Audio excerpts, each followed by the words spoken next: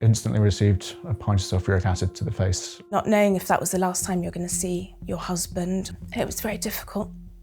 We lost everything. We both just weren't surviving together. There's no relationship that could carry on going. We made a decision to go and live separately. The attacker's out and that really upsets me.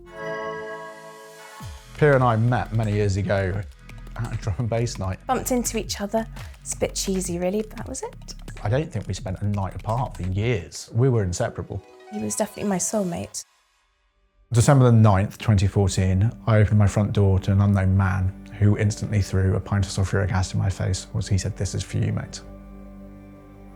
I just remember just hearing this horrible scream. I just knew instantly that something terrible had happened. And it was in that moment that my life changed completely.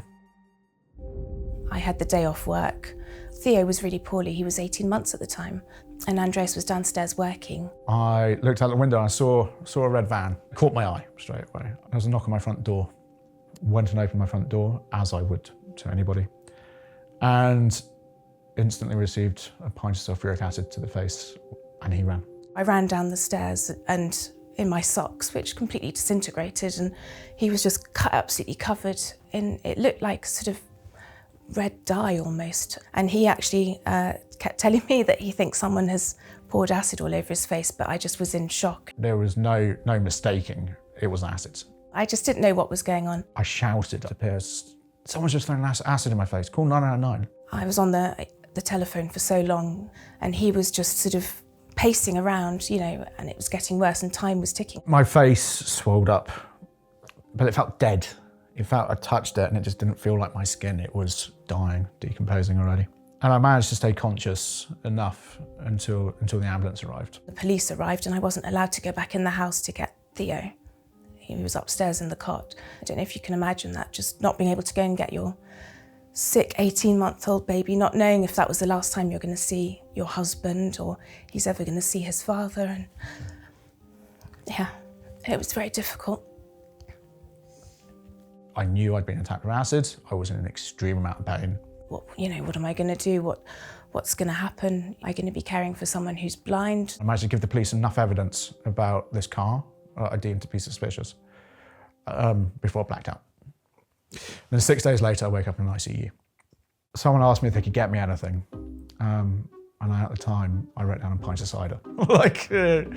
He was cracking jokes about having a cider, which is, that kind of made me realise that he is still in there and everything's gonna be okay. But then when I saw him, I just could not believe how serious it was. His face was raw and all his scars were raw and all the strange irritations that he had. He used to say that it was like there were insects under his skin crawling around. Who would do this to me? Who would do this to me over and over? Obviously we knew we hadn't done anything wrong, but you start questioning and everyone's a bit suspicious. We lost everything. It wasn't just the attack. It wasn't just me getting hurt. There's no relationship that could just carry on going all happy and everything like that. He's got a big family. They were all sort of there and I felt a bit sort of out of place almost because I didn't have any family down myself. Because I had obviously the life-changing injuries. She didn't get that level of support.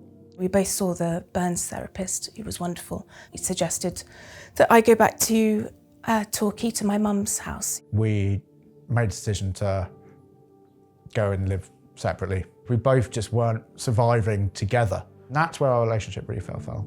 It was a struggle, but something we pulled through. When we moved back here, it was a mixed emotion really, because obviously coming back to this house, I wanted to move.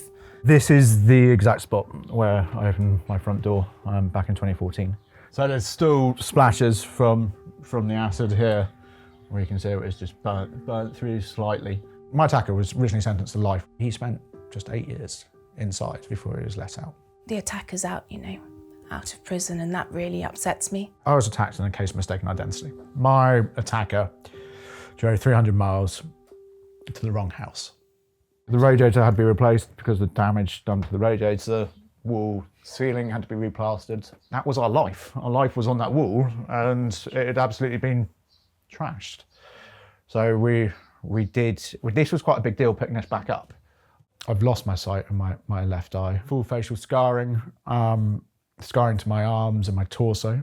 There's no quick fix. You have to keep working it, keep pushing forward. This contraction here is called a therabite and designed specifically to put in your mouth and stretch your mouth open. Yeah.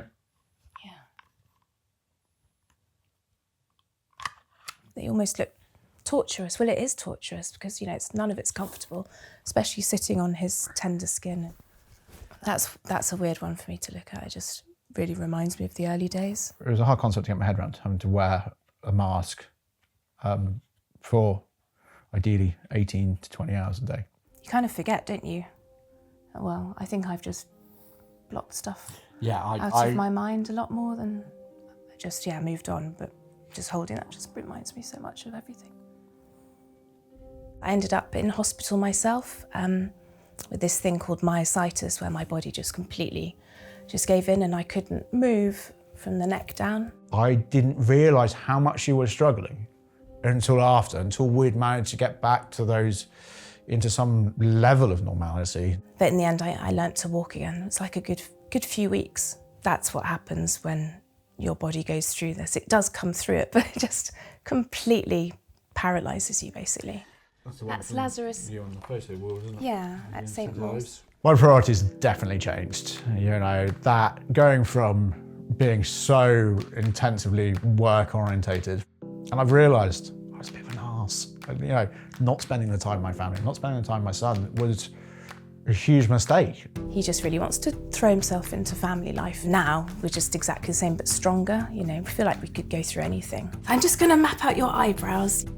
I'm newly qualified in micropigmentation, which is medical tattooing and cosmetic tattooing. I was very much inspired to go down this avenue just because Andreas doesn't have any eyebrows. I want to help people gain their confidence. I haven't had any career prospects for a while. I've just been sort of ticking over, so it's really nice to have like something new for myself. The routines have become normality, you know, there's no getting away from it.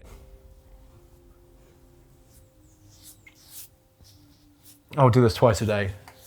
Clean off my face and ensure there's enough moisturiser on there to stop my scars from drying out.